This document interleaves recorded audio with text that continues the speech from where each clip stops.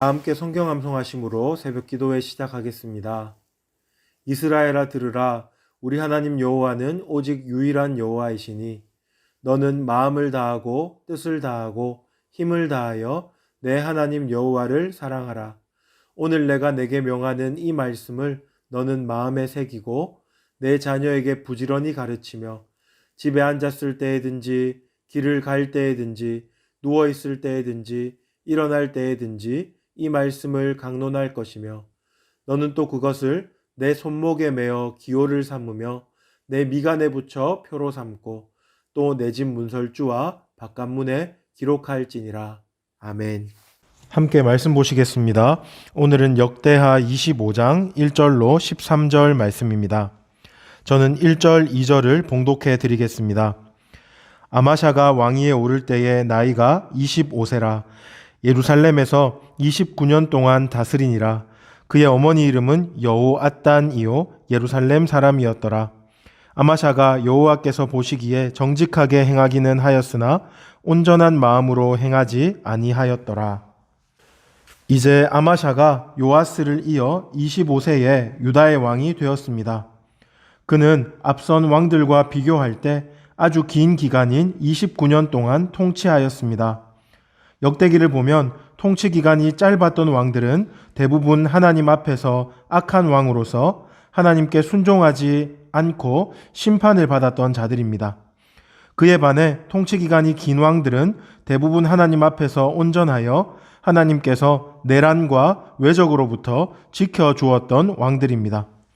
너무 단편적인 비교 같지만 이것만 놓고 볼 때 아마샤는 하나님 보시기에 악한 왕보다는 선한 쪽에 더 가깝다고 생각해 볼 수 있겠습니다. 그러나 아쉽게도 아마샤는 선한 왕도 악한 왕도 아닌 또 다른 케이스였습니다. 2절을 한번 보십시오. 2절에서는 그를 다음과 같이 소개합니다. 아마샤가 여호와께서 보시기에 정직하게 행하기는 하였으나 온전한 마음으로 행하지 아니하였더라. 아마샤는 어떤 왕이라고 해야 할까요? 저는 아마샤의 모습을 보며 반심이라는 말이 떠올랐습니다. 성경 파노라마라는 것을 공부해 보면 사울은 무심, 다윗은 전심, 솔로몬은 반심이라고 표현하는 부분이 있습니다. 아마샤는 마치 솔로몬처럼 하나님을 향해 반반의 마음을 가지고 있었던 것 같습니다.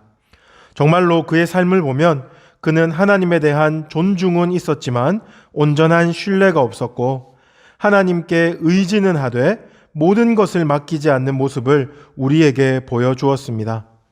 먼저 존중은 있지만 온전한 신뢰가 없는 모습을 우리가 한번 본문에서 찾아보겠습니다. 먼저 3절에서 4절 상반절을 한번 봅시다. 제가 읽어드리겠습니다.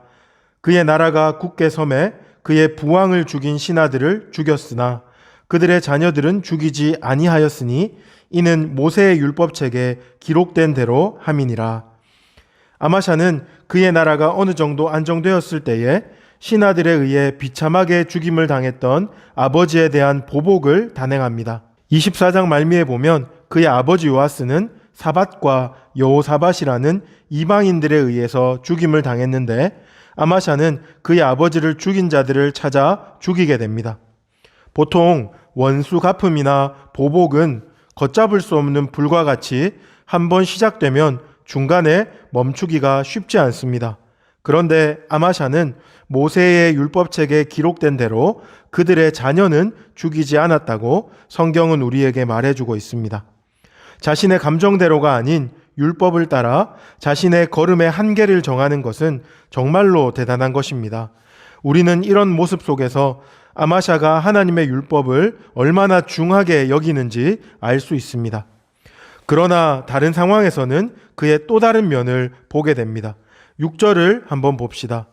6절은 또 은 100달란트로 이스라엘 나라에서 큰 용사 10만 명을 고용하였더니 라고 말합니다.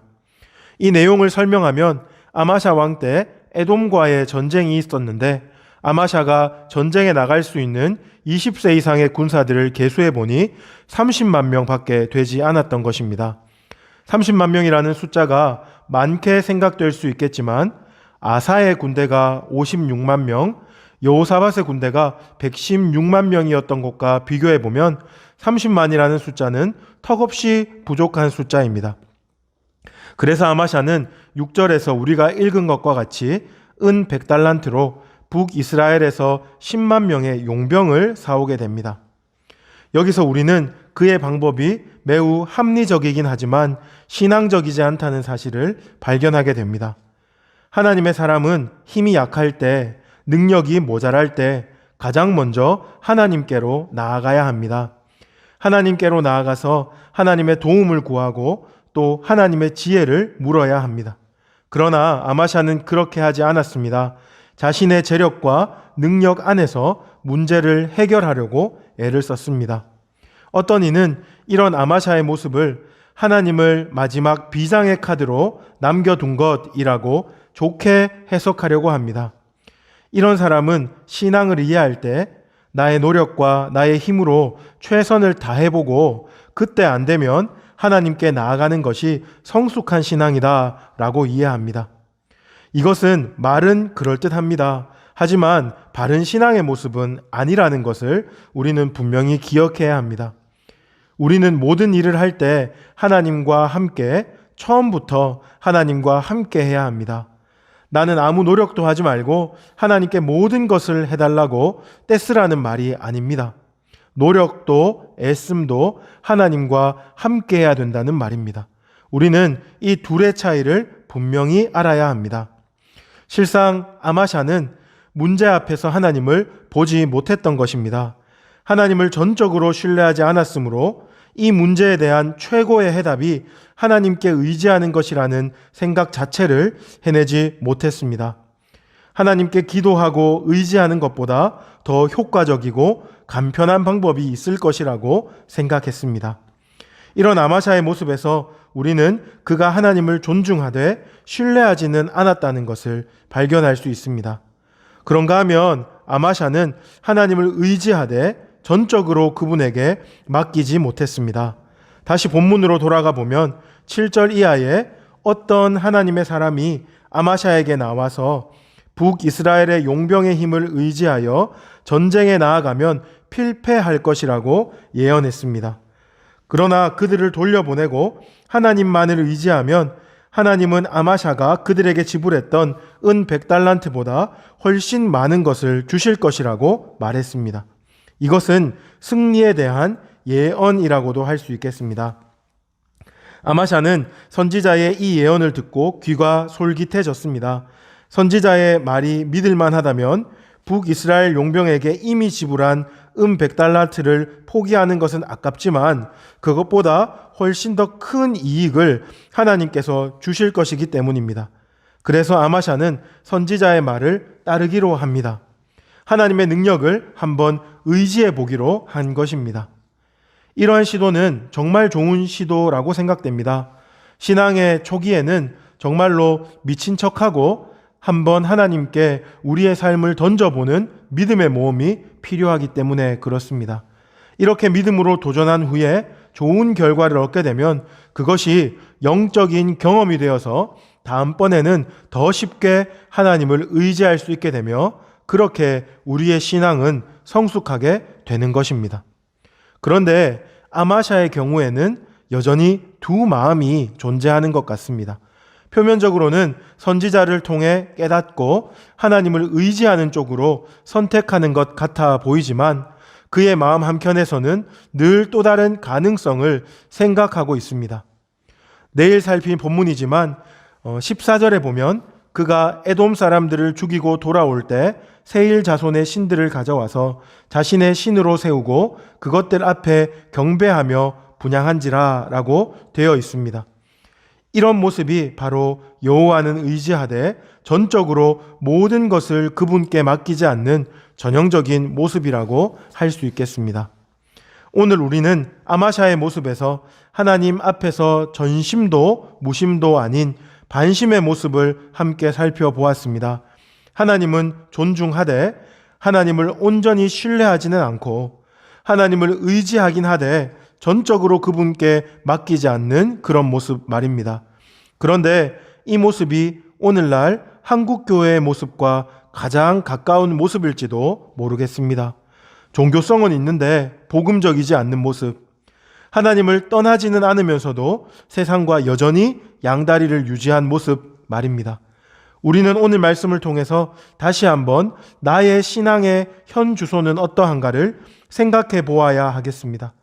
혹 우리 삶에도 이런 모습이 있다면 참으로 하나님 앞에 부끄럽고 면목이 없더라도 이 모습 이대로 하나님 앞에 돌아가 회개해야 할 것입니다.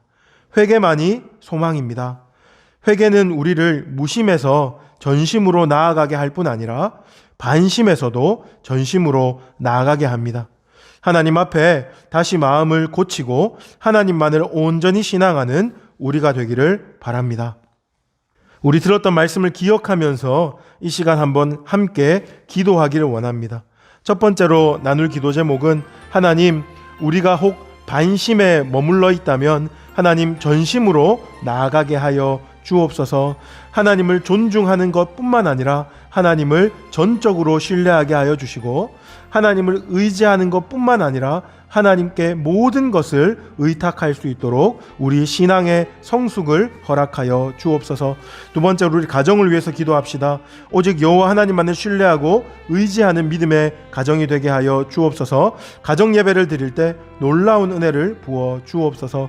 마지막으로 코로나19 사태 하나님께서 은혜 베풀어 주셔서 하루속히 종식되게 하여 주옵소서. 오늘은 수능일입니다. 하나님께서 수능을 준비했던 모든 고3 학생들 그들을 붙들어 주시고 우리 교회에 속한 고3들에게 지혜를 부어 주셔서 하나님 후회 없이 시험 잘 치를 수 있도록 도와달라고 그렇게 그들의 컨디션과 또한 마음, 용기, 지혜를 위해서 함께 기도하기를 원합니다.